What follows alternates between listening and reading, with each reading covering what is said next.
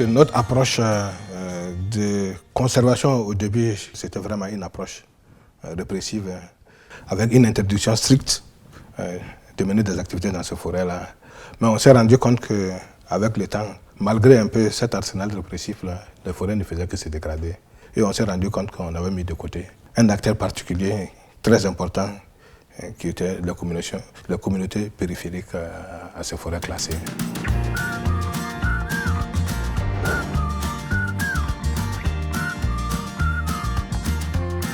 Notre zone d'intervention se situe à l'ouest du Burkina Faso.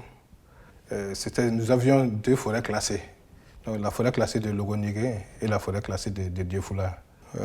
Vous avez des communautés qui mènent l'agriculture, l'élevage, mais également avec aussi l'existence de chasseurs traditionnels d'oiseaux. Donc nous avons un espace qui est là, qui a un potentiel, mais actuellement soumis à des agressions multiformes provenant des populations qui sont autour. Sans plan d'aménagement, c'est comme un véhicule sans conducteur. C'est comme si on naviguait à vue. C'est d'abord un outil consensuel, parce que nous sommes dans une démarche communautaire. Et donc il faut qu'il y ait un document de référence. Lorsqu'on s'assoit pour discuter, qu'on dise, bon, voici ce sur quoi nous étions convenus. Dans la mise en œuvre, voici ce que nous avons eu comme acquis, voici ce que nous avons eu comme difficulté.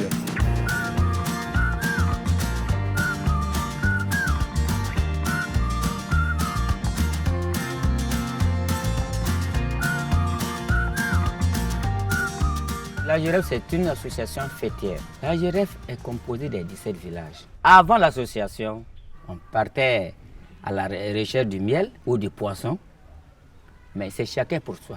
On recueillait le miel dans les arbres. Mais pour pouvoir recueillir ce miel, il faut abattre l'arbre complètement. C'est la destruction. Quand on prend la chasse, il y avait des braconniers dans le temps. C'était individuel. Mais aujourd'hui, nous avons des chasseurs qui viennent. Il faut payer les taxes. Et il y a des méthodes d'abattage. Il fallait une association parce que nous ne sommes pas regroupés. Nous sommes des 2 rives.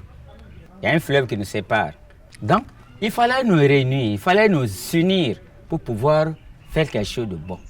Il y a un proverbe africain qui dit que un seul doigt, peut goûter la sauce, mais ne peut pas ramasser un caillou. Cela voudrait dire que tu peux tout faire toi seul, mais sans un ensemble, tu n'es rien.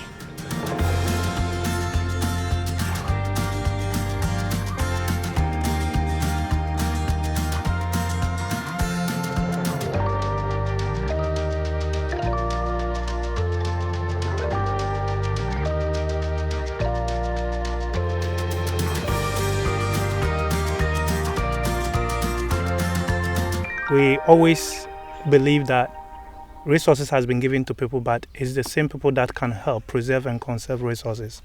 That came in. We've used different strategies, notably in wanting to secure the various catchment, the immediate catchment, through the established CREMA. When we talk of CREMA, it is a community resource management area. So all the resources and then the communities around the lake come together, including the human beings itself. We've come together to protect the biosphere itself, that is Lake Bosumtwi. Before the CREMA, most of the communities used to do a lot of things that was not good for the lake. For example, most of them used to wash their clothes in the lake. They used to farm along the shores of the lake, and it was not giving the hygienic aspect of the lake. But for now, since the introduction and then the use of our bylaws, it is gradually becoming cleaner and cleaner. We have 24 communities around the lake. And then since the inception of the CREMA, we've been able to visit all the 24 communities, educate them on the bylaws of the CREMA. So I think the insertion of the CREMA has brought a lot of sanity along the shores of the lake. It's always so difficult to bring a lot of people together because People have different interests. They have different and diverse views. But what is also so interesting is the fact that when you bring people together to understand what they tend to gain from a particular activity, then they come on board. And people are better getting to appreciate the whole concept of climat. Le premier facteur de destruction de la faune, c'est l'homme. Tant que l'homme ne sera pas au centre de prise de décision, tant que l'homme ne sera pas impliqué dans la gestion de ces réserves-là, c'est sûr qu'on a beau avoir les meilleurs experts du monde, on a beau avoir les meilleurs engins pour les patrouilles.